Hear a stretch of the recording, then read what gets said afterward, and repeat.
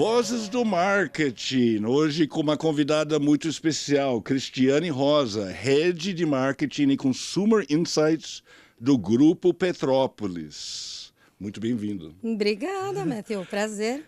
Vozes do Marketing faz parte da iniciativa Encontros com o Futuro, que aproxima o setor privado da academia.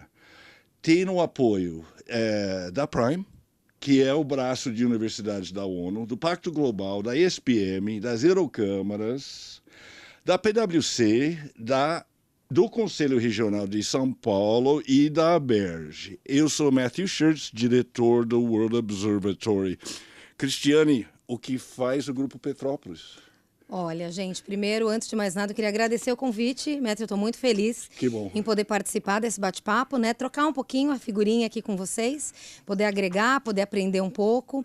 E eu venho representando o Grupo Petrópolis, né? Hoje nós somos a terceira cervejaria do Brasil, né? É a primeira e única cervejaria 100% brasileira, com distribuição própria, né? Mais de 22 mil funcionários. Ô, louco! Nós somos detentoras de grandes marcas, né? Itaipava, Petra, Black Princess. Nós também trabalhamos com as cervejas especiais, Cacildes, Cabaré. Toda uma linha de não alcoólico, então com TNT, né? Um energético, TNT isotônico, água Petra, refrigerante, ou seja, uma empresa que tem... It? Eu acho que eu nunca tomei, eu vou tomar. Eu faço questão de experimentar. Saborosíssimos, com linha tanto zero açúcar como tradicional, com açúcar, em latinha, em PET 2 litros. Então, para atender realmente paladar brasileiro mesmo. Sim. Muito saboroso. Sim. E quanto tempo tem no Grupo Petrópolis? Olha, o grupo, ele tem mais de 30 anos, né? Tá. Então, o ano passado, por exemplo, nós celebramos com Itaipava, que é a principal marca do grupo, 30 anos de marca. Sim. Então, nós já estamos aí completando, aí, nos aproximando de 4 décadas, né? Sim. Então, já muito estabelecido. Então, ao mesmo tempo, uma cervejaria jovem, mas muito importante, né? Muito relevante para o cenário brasileiro, né? Sim. E qual é o nível de produção com 22 mil funcionários? Deve produzir muita cerveja. Produzimos bastante, bastante. Então, assim, hoje nós temos o consumo, né, de cerveja no Brasil, ele é muito grande. A cesta de alimentos e bebidas, né, que é lido pela Nielsen, por exemplo, é a maior cesta de consumo, né? E para garantir, né, toda essa demanda do consumidor, que são bilhões de hectolitros, nós lemos em hectolitros. O que é um hectolitro? O hectolitro são vários litros somados. É muito zero, né? Muito zero. E nós somos divididos em 8 fábricas aqui no Brasil para poder atender toda essa demanda, né? Então, fábrica em São Paulo, em Boituva, né? Onde fica a sede do corporativo, né? No interior de São Paulo. Nós temos também a maior fábrica hoje do grupo em Uberaba, né? Em Minas Gerais. Nós temos fábrica em Rondonópolis, que atende toda a área central do Brasil.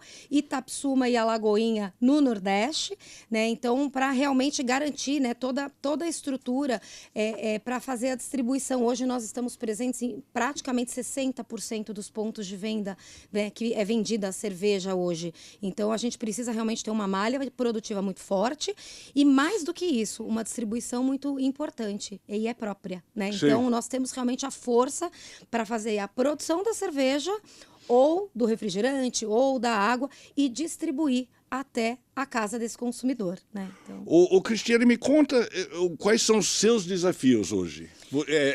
Como marqueteira, como deve ser interessante vender cerveja no Brasil? É uma delícia vender cerveja e beber cerveja. O brasileiro gosta de cerveja, gosta. Que entende. Todos entendem. Todos entendem. Todo mundo entende. Todos entendem. E aí eu brinco, né? Que é um pouco do meu lado marqueteiro, o que é bom pro lado, né? Pra cadeira marqueteira, é que hoje o consumidor, ele bebe marca.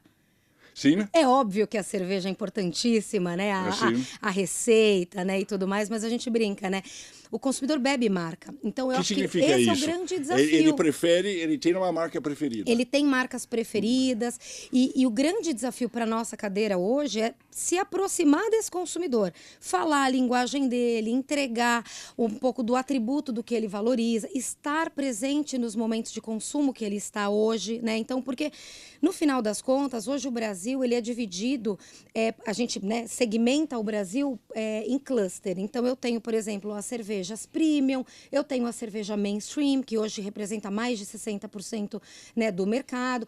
E entre as fórmulas é tudo muito parecido. Então, se a gente não se aproximar do consumidor... Você diz que é parecido com concorrência. Com o concorrente. Sei, com o concorrente. As fórmulas são muito parecidas e você realmente precisa ter aquele toque especial. Então, fazer um planejamento, um 360 robusto, trabalhar... O que é um 360 robusto? Você tem todos os pontos de contato do seu consumidor. Então, eu tenho que estar na TV, num digital, no ponto de venda, num evento. No momento que o consumidor pensar que ele... Opa, quero uma cerveja, vou tomar cerveja, ou a cerveja me achou aqui, eu tenho que estar presente de uma forma ou de outra, falando a linguagem dele. Então, a segmentação desse mercado para a gente é muito importante, né? Nossa, deve ser gostoso ser você.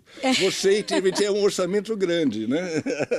Nunca é suficiente para o marketing, vocês sabem disso. Não, nunca é suficiente. O que a gente tenta sempre fazer... E é muito B2C mesmo. Muito B2C, sim. Principalmente... Na veia, B2C na veia. B2C na veia. Sim. E existem alguns projetos, né, B2B, sim, óbvio, né? E para isso a gente tem uma área de trade marketing que conecta também com um cliente na ponta, né? Um autosserviço ou bar e tudo mais. Mas o consumo, a demanda gerada sempre é B2C para nós. Sim. Né? E quais são as campanhas? É televisão, assim, que funciona melhor? Um grande mix. Não dá para a gente escolher uma plataforma só, ou um veículo, ou uma forma de fazer a comunicação, né? Óbvio que, dependendo do estágio da marca, então, se eu preciso fazer com que essa marca se torne conhecida, eu tenho que buscar um meio que traga esse awareness de uma forma mais rápida. Então, obviamente, a televisão vai fazer esse papel. Se eu preciso, por exemplo, melhorar um pouco o índice de consideração, que eu preciso contar um pouco mais, eu preciso de mais tempo com esse consumidor, eu posso usar o meu digital. Né? O consumidor está mais conectado, ele lê mais, ele acaba sendo impactado por outras frentes. Esse então, é mais o nerd da cerveja, assim. Pode ser, é o cara que leva a sério. Pode ser. Porque, e também hoje, dificilmente você consegue ter um impacto, por exemplo, de mais de 1 minuto numa televisão para contar uma história. É muito raro isso, né? Então, cada meio te oferece um pouco... te dá alguns objetivos. Então, para conhecimento, a TV é muito forte. Para trabalhar conteúdo e contar um pouco mais profundamente a história, eu tenho um digital para fazer isso. Sim. Onde você põe no digital? Onde é? Normalmente em todas as plataformas, desde da busca tradicional, porque se ele pesquisa como produzir cerveja, ou um evento que tem uma cerveja, ou qual é a cerveja do show, qual é a melhor cerveja do Brasil? Qual é a melhor cerveja? Eu tenho que estar lá. Sim. E eu também tenho que trabalhar muito forte na rede social, né? Que hoje, quando você fala Facebook, Instagram, TikTok, todas as plataformas, trabalhando muito forte esse outro lado que o consumidor também acabou se abrindo mais, né? Sim. Então, com influenciadores, com produção própria de conteúdo. Então, você acaba usando essa outra ferramenta também para expor, para falar do seu produto, não necessariamente sobre a sua voz. Né? Você coloca a voz desse, por exemplo, influenciador, desse parceiro, pode ser uma celebridade, depende muito do momento da marca, para que ela fale de você também. Né? Como é que você escolhe um influenciador? É uma curiosidade que eu sempre tenho. É um trabalho muito sério, né? Eu acho que isso é uma coisa importante para a gente contar. Não é simplesmente porque o influenciador tem muitos seguidores, né? Ele precisa, obviamente, tem link com a categoria, né? De uma certa forma conectar. O que é um link com a categoria? Gostar de cerveja, né? Ou não só cerveja. Eu tô falando cerveja porque o nosso core é cerveja, né? Então acaba puxando a sardinha. Mas pode ser um energético. Ou, por exemplo, no exemplo do energético, para fugir um pouquinho da cerveja, a gente fechou recentemente uma parceria, né? Uma longa parceria em TNT com a NBA do Brasil. Então, trazer personalidades que conversem sobre o basquete, que tenham o lifestyle do basquete, ele não precisa saber produzir ou saber falar do energético. Também me ajuda a contar essa história. Então, de uma forma geral, eu tenho que entender um pouco o porquê que eu preciso do influenciador. Então, eu preciso que ele me dê o awareness, né, o conhecimento da marca, aí eu posso ir para um influenciador maior, né, que tem uma base grande. Eu preciso que ele seja um expert para falar mais de qualidade, para falar mais de algum benefício do produto. Eu preciso que ele me conecte com uma parte mais de estilo de vida, hábitos de consumo. Eu vou para um lado mais de entretenimento. Então, existe todo essa procura e, obviamente, em parceria com a nossa agência de comunicação, a gente acaba estudando todos os números, né, que eles entregam, reputação, né? Então tem toda uma análise para a gente bater o martelo e estar com eles, né, para as campanhas. Você consegue me dizer quem são os influenciadores que... Desculpe eu voltar para a cerveja, mas... Claro. Que entendem de cerveja no Brasil? E quem é essa pessoa? Essa pessoa é uma pessoa que... sommelier de cerveja? Não necessariamente.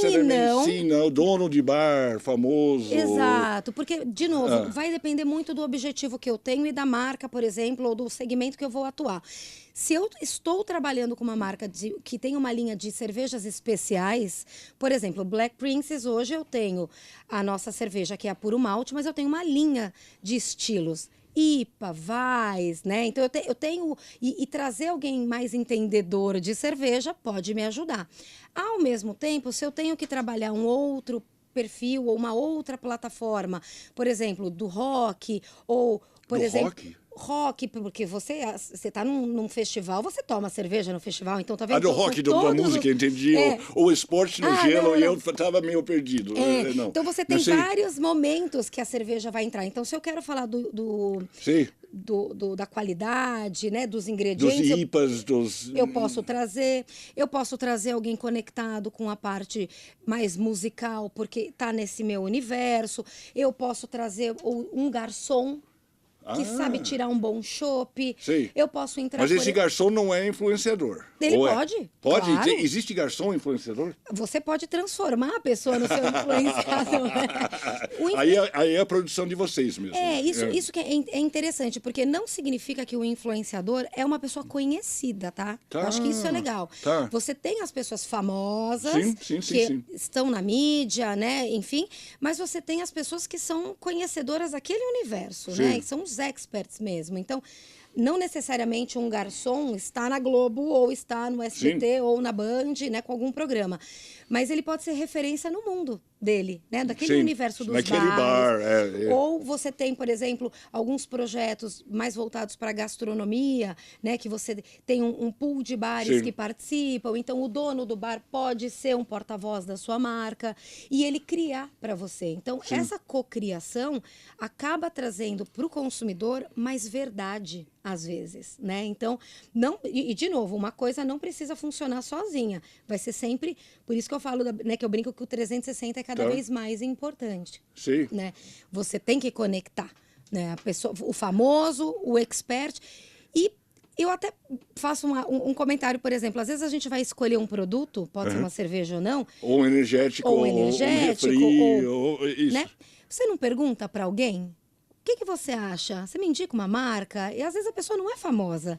Mas você, por uma indicação de um amigo, por uma indicação, o dono do bar, quantas vezes a pessoa vai no dono do bar e fala pro garçom, amigo, me traz a mais gelada, né?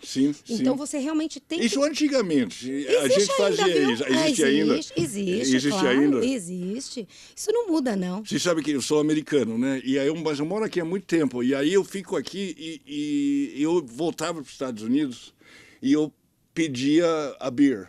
E aí, se você pedia um beer nos Estados Unidos, não faz sentido nenhum. Ele começava a falar, nós temos o cardápio de 60 marcas. É lógico.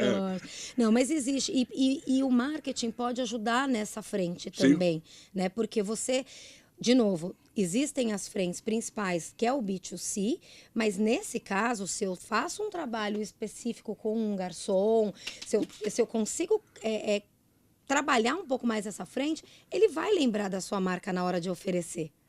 Né? Então, é um pouco desse trabalho.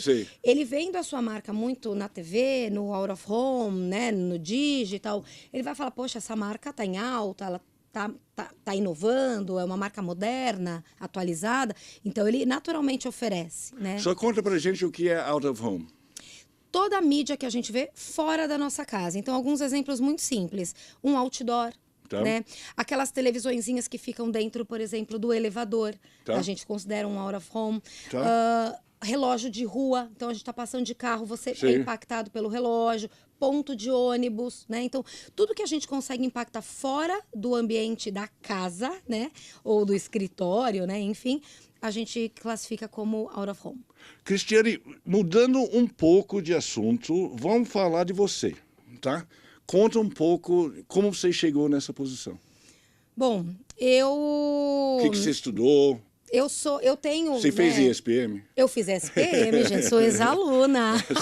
Muito bom. Eu sou uma ex-aluna. Estamos aqui na ESPM hoje. Estamos aqui hoje, então reforço, eu esqueci né? de falar Indico, né?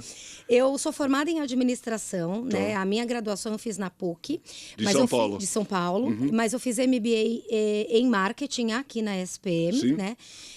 Eu já atuo, basicamente, na cadeira de marketing, principalmente, há mais de 20 anos. Pouco mais, né? E eu já passei por diversas empresas, né? Então, eu circulei nesse período muito em empresas de bens de consumo. Então, eu falo que eu comecei a minha carreira na Unilever, porque eu que é o berço do marketing e trade, né? Na verdade. Eu até falo que é muito mais de 20 anos, porque a minha carreira mesmo eu comecei na área financeira. Eu trabalhei em banco por 4 anos. E eu lembro que foi muito engraçado, porque em um determinado período, depois que eu saí do banco, eu trabalhei na Editora Abril, né? Como eu. Então. Trabalhamos juntos? Quando? Eu saí da Editora Abril em 99, 98. Eu entrei em 99. E foi na Editora Abril, como financeira, que eu me descobri marqueteira. Porque eu acabei ficando muito mais exposta ao universo do entretenimento, à publicidade. E eu me lembro que tinha uma pessoa que trabalhava comigo na área de RH, olha que engraçado, gente, assim, agarrem as oportunidades e as dicas que o mundo te dá. E ela falava assim, mas o que você está fazendo aqui em finanças, né? Eu falava, mas eu adoro número. Ela falou, e daí? Um bom marqueteiro precisa saber número. Mas ela já viu que você era marqueteira? Eu acho que viu, naquela época. Naquela época, sim. E assim, papo vai, papo vem. Não se apegue a isso, né? Você pode usar um pouco da sua fortaleza em uma outra área, né? E pode se sobressair. Enfim, dito isso, corta, Cristiane começa na Unilever, né? Então, eu passei pela Unilever, eu entrei em trade marketing, o que foi muito bom para essa transição, principalmente pelo trade também tem um fator numérico e analítico muito forte, né? E fiquei praticamente 2 anos em trade e logo migrei para marketing. Na Unilever, na época, eu trabalhei com as marcas Rexona e Omo, né? Então, foram grandes marcas, né? Isso me deu realmente uma bagagem muito forte. E praticamente em 2005 foi quando eu entrei no mercado de bebida. Né? Então, já há mais de 20 anos aí com bebida, foi quando eu entrei na antiga Kaiser. Né? Passei por algumas aquisições, né? E tudo, onde a FEMSA comprou, depois a Heineken comprou, mas eu saí, eu acabei depois passando pela Rect. Fiquei alguns anos também no mundo de home care, principalmente, né? E depois descobri um pouco o universo farmacêutico, né? Então, e engraçado que você fala, parece muito diferente, mas no meu período de farma, eu sempre trabalhei em farma, que é o que a gente chama de OTC, né? Que são os produtos que não precisam de prescrição médica. Ou seja, é um contato, de novo, com o consumidor, é um contato com o trade. Então, eu sempre fiquei nesse universo de consumo, né? Então, eu acabei passando por grandes empresas também, né? Trabalhei na Pfizer, trabalhei na Takeda, trabalhei em indústria nacional também, né? Farmacêutica. E acabei voltando para o universo de consumo na Heineken. Em 2018, mais ou menos, peguei... Você é quase especialista em cerveja, né? Você a gente gosta de beber de cerveja, né? Não, mas eu confesso que nesse sentido eu tive muita sorte, assim, em poder ter passado por essas 3 frentes, vamos dizer assim, né? Porque a Heineken, eu até brinco, eu saí, era Kaiser, virou FEMSA, e depois que a Heineken comprou a FEMSA, eu voltei, né? Eu cheguei a pegar aquele período, né, lá atrás, mas eu acabei pegando todo esse período, inclusive da pandemia. Então, foi onde também eu acabei trabalhando 2 lados, né? Foi quando o mundo virou home office, né? Então, a gente tinha que realmente ter outros desafios, né, do lado marqueteiro, principalmente numa categoria onde um consumo muito maior no Brasil, né, praticamente 70% do consumo acaba sendo fora, né, da casa do brasileiro, né, então consumo de bar, é muito legal, muito legal. Mas você também tem o autosserviço muito forte nesse sentido, mas o brasileiro ainda, quando a gente olha do lado mercadológico, o bar ainda acaba sendo maior, né? O que é uma instituição, né? O que a gente chama de on-premise, né? Então você tem bar, loja de conveniência, tem outras fatias que compõem o que não por exemplo, o atacado e o autosserviço moderno, né? Que são os grandes supermercados, né? Tá. E hoje, né? Eu estou praticamente vou completar 3 anos aqui na cadeira, né, do Grupo Petrópolis. Quando eu entrei no grupo foi em 23, no comecinho do ano de 23, então na virada do ano... Pós-pandemia. Já pós-pandemia, já num cenário, vamos dizer assim, um cenário novo, né, de consumo, né? Vamos voltar para o bar, todo mundo. Pode voltar para o bar, tá tudo bem. E quando eu entrei no Grupo Petrópolis, eu entrei para cuidar especificamente de um grande desafio, né, que a gente tinha, que era a virada de Itaipava, né? Então, a gente vinha com um desafio, né, de praticamente relançar... O que é a virada da Itaipava? Relançar a marca. Relançar. Exato. Até porque o ano passado, né, foi o ano que a marca completou 30 anos, né? Então, a gente passou por um momento de mudança, de modernização. Desde antes da pandemia, a marca não tinha uma grande virada, né? Embalagem, portfólio, gestão de portfólio, campanha, um posicionamento novo, né? Mais adequado para o perfil desse nosso consumidor brasileiro, né? Que a gente fala, né? Itaipava é a cerveja do Brasil com S. Tá. Né? Então, é aquele brasileiro tradicional, que gosta do bar raiz, né? Que não tem cerimônia. E por isso também, no ano passado, a gente trouxe, por exemplo, a Ivete Sangalo, que é a voz do Brasil. Sim, né? sim. E aí que entra a delícia do marketing, porque eu não preciso ter uma pessoa... para falar, ou para tomar, ou para fazer a cerveja, mas que também fale olho no olho com o meu consumidor. Sim. E ele... se ela gosta, né, se ela confia na marca e tudo mais. Então, foi um momento muito, muito bacana, né, pro Grupo Petrópolis, principalmente. Então, uma recuperação de market share, uma melhora mesmo, né, interna. E no ano passado... Foi a Ivete? Não só a Ivete, né? Não só a Ivete. Eu acho que teve um grande ajuste de estratégia, né? De portfólio, de posicionamento, né? De um posicionamento correto de preço, né? A precificação é muito importante também nesse mercado. Imagino. E por isso que eu brinco, né? Que eu falo que é importante. Qual é o lado bom de conhecer números? Esse tipo de insight que você tira também ajuda, né? E aí eu acabei, né, com todo esse movimento, assumindo a cadeira também de CMI, então, que na verdade acaba sendo um pouco da cadeira de inteligência de mercado, né? Então, olhando um pouco toda a parte de mercado, consumidor, para olhar um pouco tendência e tudo mais, e aí abraçando, né, todas as outras marcas do grupo, também pensando em estratégia, gestão de portfólio, todo o planejamento daqui para frente. E cheguei até aqui.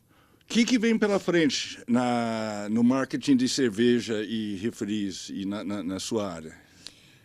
Olha, eu acho que vale a pena destacar 2 pontos. Eu acho que a primeira coisa é inovação, né? Porque o mercado, quando a gente fala o mercado de cerveja, é um mercado muito maduro, muito maduro. Então, ele não tem grandes alavancas de crescimento, né? O que a gente tem são algumas trocas entre o perfil de consumo. Então, por exemplo, cerveja premium crescendo mais, cerveja, por exemplo, o que a gente fala marcas economies, né? Que são as marcas de preço mais baixo, perdendo um pouco relevância. Então, eu tenho que olhar um pouco para essa tendência de mercado. Então, investir em inovação, olhando um pouco... Inovação é receita? Não só receita, pode ser formato. Sei. E pode ser, por exemplo, o que a gente fez também no ano passado, trazendo e entrando numa nova categoria. Né? Então, por exemplo, e aí usando de novo Itaipava como exemplo, e depois Cristal, que é uma cerveja também do grupo, a gente lançou no ano passado, olhando essa tendência também de consumo, os drinks prontos para beber. Tá. Então, um drink pronto à base de, por exemplo, de vodka com limão, gin tônica, o spritz. Então, a gente também acaba trabalhando e olhando um pouco o que vem pela frente, e a gente precisa realmente ir atrás da inovação. Então, acho que essa é a primeira coisa, né? E o segundo ponto que eu acho que vale a pena destacar é pensar nessa segmentação. Cada vez mais, aí eu vou falar como o brasileiro, mas obviamente que não é só o brasileiro, mas ele precisa se identificar muito com aquele produto que ele vai consumir, seja ele bebida, serviço, enfim. Então, a partir do momento que eu produzo um conteúdo que converse com ele, eu consigo converter mais. Então, eu tenho que ter um olhar menos massivo e mais segmentado também. Tá. Né? Eu tenho que falar um pouco melhor, mais próximo dele, mais conectado com a linguagem dele, estar nas mídias que ele acessa, chamar os parceiros que ele confia, né? Então, esses influenciadores, os criadores e tudo. Então, eu acho que esses 2 pontos são muito importantes, né? E, obviamente, né, inovação e segmentação sem perder distribuição, né? Porque eu acho que esse é um ponto muito importante para o nosso mercado de bebida. Assim, formalmente falando, a gente tem mais de 700 mil pontos de venda, né? Que o Brasil... 700 mil? Do Brasil, não do Grupo Petrópolis, né? Tá. O Grupo Petrópolis, ele chega em aproximadamente 400 mil, né? Só. Então, imagina, ainda dá para dobrar. Tem muito desafio, né? Sei. E isso sem contar os mercados informais, né? Sim. As adeguinhas, ou às vezes a pessoa que mora numa casa abre a garagem para vender, né? Então... tem um potencial de consumo ainda muito grande que a gente pode desbravar. Então, eu destacaria esses 3 pilares. A questão do... Essa tragédia do metanol acabou atingindo vocês? A gente ainda não tem dados para falar disso, porque a nossa base de mercado mesmo, ela é mensal. Então, muito provavelmente, na próxima leitura, a gente consegue ver, né? Sim. Mas o que eu posso destacar, por exemplo, né? Esse fato do metanol, ele está 100% atrelado à bebida destilada. Então, ele não tem nenhum impacto com cerveja, né? A gente também tem uma vantagem, né? Até pela nossa malha de produção e de distribuição, né? Ser produtos de extrema qualidade, né? Itens muito bem testados, comprovados e ter a distribuição própria me garante que o produto que está sendo produzido na fábrica é entregue direto no ponto de venda. Então, não tem nenhum impacto direto. E até a própria produção da cerveja, né? O álcool da cerveja, ele é produzido do próprio fermento da cevada, né? Então, não existe não tem como isso impactar, né, a cerveja. Mas, mercadologicamente falando, a gente ainda não tem essa resposta. Tá? Perfeito. Uma última para encerrar, tá?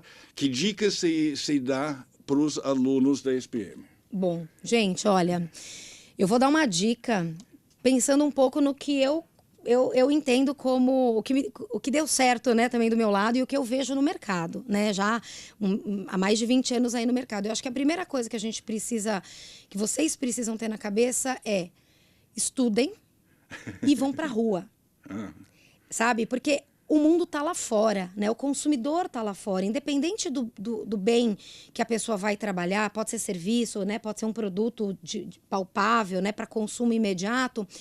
A gente tem, obviamente, os estudos, as pesquisas, mas assim, nada melhor do que o nosso olhar na rua, né? Então, a pandemia trouxe, às vezes, uma certa reclusão, né? E eu queria que realmente vocês quebrassem um pouco essa barreira e saíssem logo de casa. Sim. Porque o mundo lá fora é outro, né? Assim, ele te traz uma verdade, ele te traz um insight, conversar com... Vou falar de cerveja. Conversar com o dono do bar, às vezes, te dá mais insight do que ler um artigo. Né? Porque é o ao vivo, né? Então, eu acho que... E o número é importante, gente. Essa é uma dica minha, porque saber fazer conta, né? Saber estudar um pouco do portfólio vai ajudar, né? Vai ajudar. Então, acho que eu falaria um pouco isso. Tá, vai no bar e não descuida de números. Isso, vai no bar, conversa com as pessoas, sente o ambiente, depois toma a nossa cerveja e faça uma análise depois, né? Cristiane, muito obrigado, foi fantástico. Viu? Obrigada a você. Obrigada.